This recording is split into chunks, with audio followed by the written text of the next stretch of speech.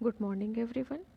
Today we will discuss Unit 4, that is Digital Modulation Technique, and the contents will be covered in this lecture are digital modulation, need of digital modulation, types of digital modulation, amplitude shift keying, generation and detection of amplitude shift keying, and advantages and disadvantages of ASK. So, first is digital modulation. So, as we already know about the modulation, according to the definition of modulation, change in any one parameter of carrier signal according to your baseband signal is known as modulation. So, here in digital modulation, our baseband signal is in the form of discrete format or in the form of digital signal like 0 or 1. So in the form of 0 and 1 we have to shift it with the carrier signals. So the definition, according to the definition, digital modulation is the process of encoding a digital information signal into the amplitude, phase or frequency of the transmitted signal. In general, a modulation technique encodes several bits into one symbol, and the rate of symbol transmission determines the bandwidth of the transmitted signal.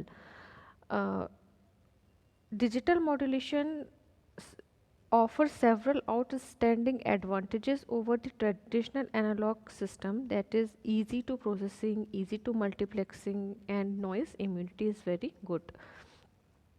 तो digital modulation पे हम हमारे पास जो भी discrete information होती है उस information को हम इनकोडिंग प्रोसेस के थ्रू एम्पलीट्यूड फेस और फ्रीक्वेंसी में ये सिग्नल पे कन्वर्ट करके ट्रांसमिट करते हैं.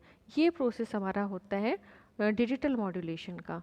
दैट मीन्स हमारे पास जो सिग्नल ओरिजिनल एनालॉग इन्फॉर्मेशन थी उसको हमने डिस्क्रीट फॉर्म पे कन्वर्ट किया in the form of 0 and 1. लेकिन अगर हम इस पर्टिकुलर 0 एंड 1 को ट्रांसमिट करने की बात करें तो उसके लिए हमको कोई कैरियर सिग्नल रिक्वायर्ड होगा, और ये जो कैरियर सिग्नल है वो हमारे एनालॉग फॉर्म पे होता है. तो हम कैरियर सिग्नल के पर्टिकुलर पैरामीटर्स पे, उसके फ्रीक्वेंसी पे, फेस पे या फिर एम्पलीट्यूड पे कैरियर सिग्नल के पैरामीटर पे वेरिएशन करेंगे. किसके अकॉर्डिंग? हमारे 0 और 1 के according. So why we need digital modulation? Digital modulation is used to transfer a digital bit stream over an analog channel at a high frequency. This enables us to transmit signal generated in a digital circuit across a physical medium.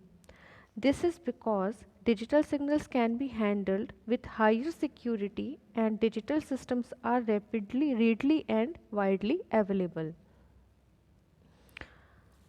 Next है types of digital modulation techniques. So basically digital modulation techniques को हम दो तरीके में divide करते हैं. एक हमारा होता है कोहेरेंट और एक होता है नॉन कोहेरेंट. कोहेरेंट टेक्निक वो टेक्निक होती हैं जिनमें हम सेम कैरियर सिग्नल के through transmission and reception perform करते हैं. और जो हमारी नॉन कोहेरेंट टेक्निक्स होती हैं वो टेक्निक होती हैं जिनमें हमको सेम कैरियर सिग्नल वापस से रीजनरेट करने की ज़रूरत नहीं पड़ती. सो फर्स्ट हम लोग यहाँ पर डिस्कस करेंगे हमारी coherent reception techniques. Coherent reception techniques में जो बेसिक मेथड होता है हमारे डिजिटल मॉड्यूलेशन टेक्निक का, that is known as amplitude shift keying ASK, frequency shift keying FSK and phase shift keying PSK. ये हमारे तीन बेसिक मेथड हैं और इन्हीं तीन बेसिक मेथड को हम अलग अलग तरीके से इम्प्रोवाइज़ करके दूसरे अलग मेथड्स डेवलप करते हैं.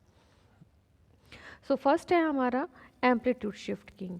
सो एम्पलीट्यूड शिफ्ट किंग में जैसा कि आप देख रहे हो यहाँ पर हमारे पास 101 तीन हमने बिट ली है 101 की. इस 101 को हम किस तरीके से इनकोड करते हैं? एम्पलीट्यूड शिफ्ट किंग, जैसा कि हमारे पास नाम से ही पता है कि एम्पलीट्यूड पे हम वेरिएशन करेंगे. एम्पलीट्यूड पे वेरिएशन करेंगे हम, जबकि हमारा फ्रीक्वेंसी एंड फेस हमारा कांस्टेंट रहेगा. So amplitude shift keying change amplitude with each symbol, frequency is constant. It required low bandwidth and very susceptible to noise interference.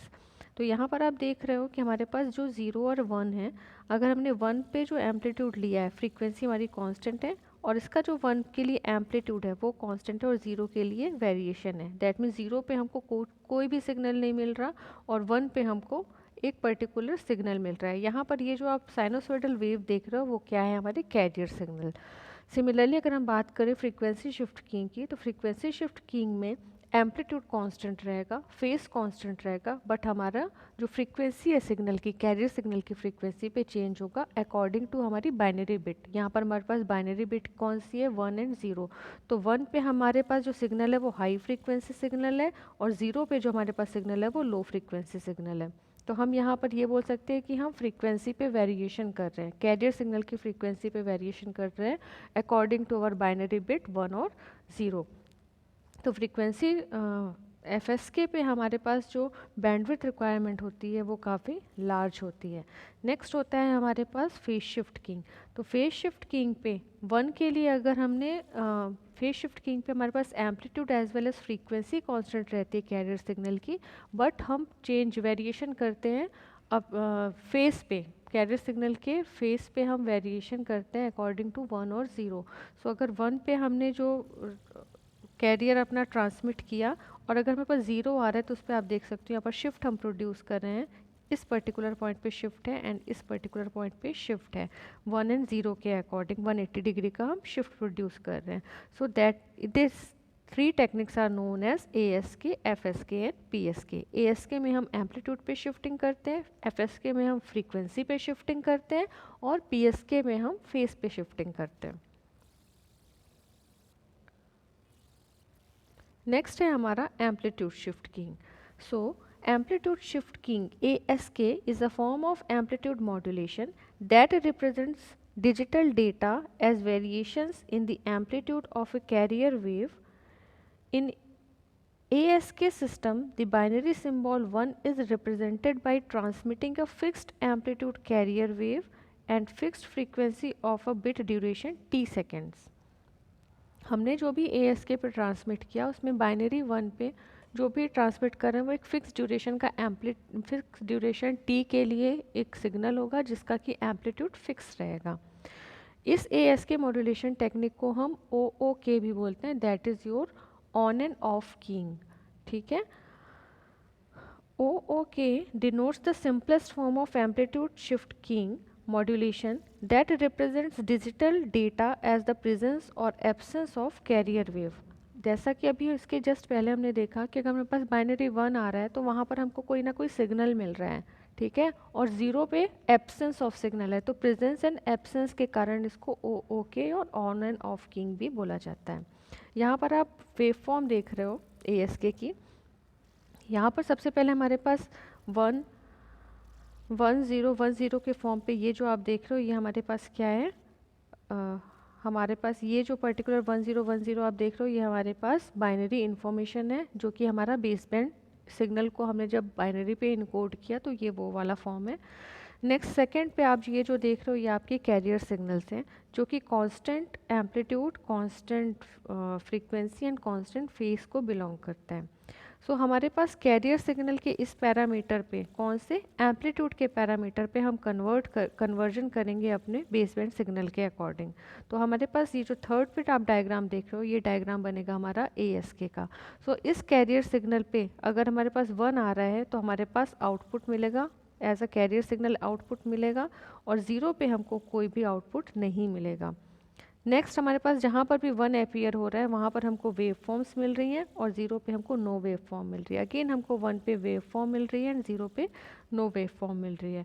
सो अब बात आती है कि इस तरीके से हम कैसे ये चीज़ जनरेट कर सकते हैं कि कब हमको वेव फॉर्म 1 पे हमारे पास कैरियर सिग्नल्स मल्टीप्लाई होगा और कब हमारे पास कोई भी आउटपुट नहीं मिलेगा। दैट मीन्स हमारे आउटपुट पे कब सिग्नल का प्रेजेंस होगा और कब एब्सेंस होगा, ये हम किस तरीके से जनरेट करते हैं। तो our next topic is generation of ASK।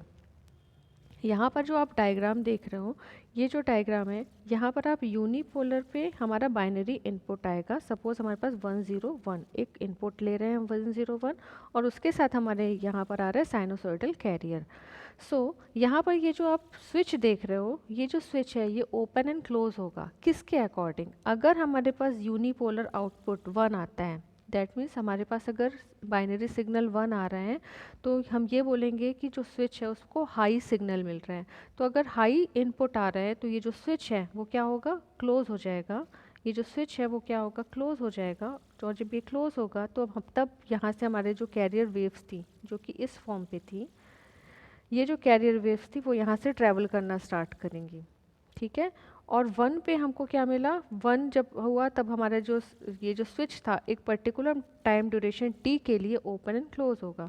तो जब ये t ड्यूरेशन के लिए क्लोज होगा तब t ड्यूरेशन के लिए हमारा जो कैरियर सिग्नल है वो हमारे आउटपुट पे हमको मिलेगा। नेक्स्ट t सेकेंड जैसे ही आपका ख़त्म होगा ये जो स्विच s है वो क्या हो जाएगा, ओपन हो जाएगा। और जब ये ओपन होगा तो नेक्स्ट इनपुट जो इसको आ रहा था वो क्या था, 0।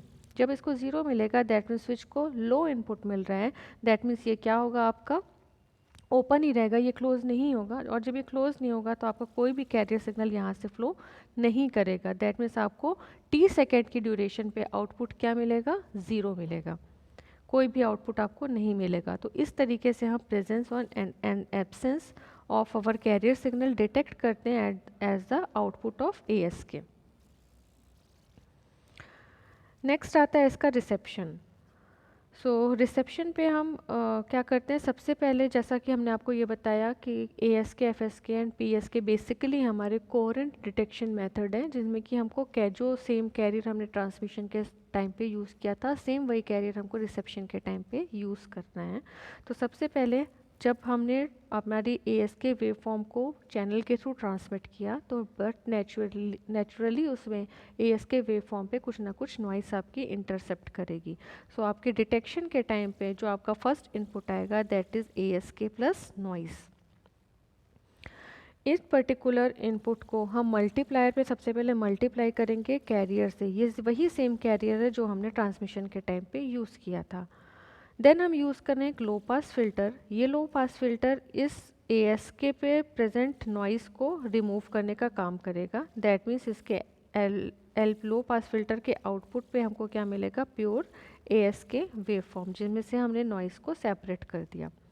उसके बाद हमारे पास आता है sample and hold circuit. Sample and hold circuit इस पर्टिकुलर वैल्यू को स्टोर करके रखेगा। दैट मीन्स ये वापस से जो हमारी वैल्यू है उसको डिस्क्रीट फॉर्म पे कन्वर्ट करेगा, ठीक है।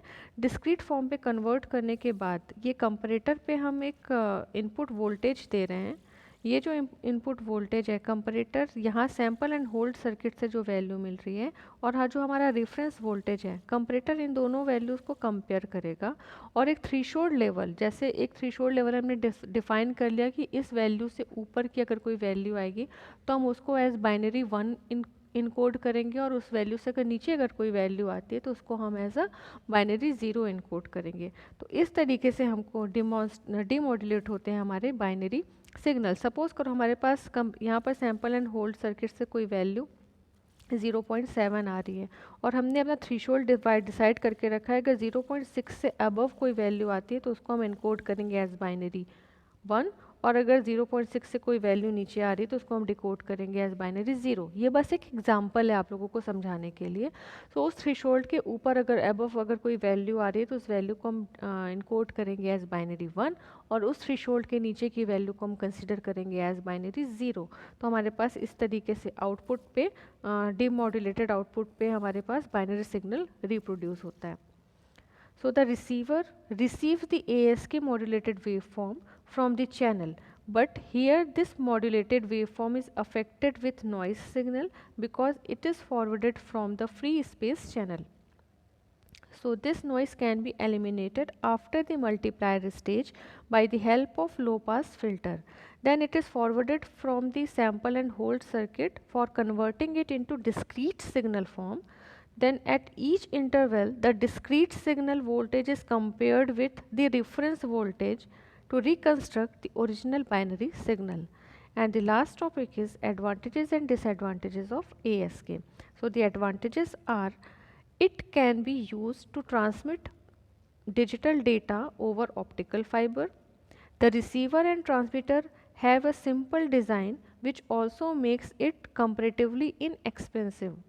It uses lesser bandwidth as compared to FSK, thus it offers high bandwidth efficiency. Next is disadvantages. It is susceptible to noise interference and entire transmission could be lost due to this. It is lower power efficiency. So this is all about ASK, and in next lecture we will discuss about FSK and PSK. Thank you.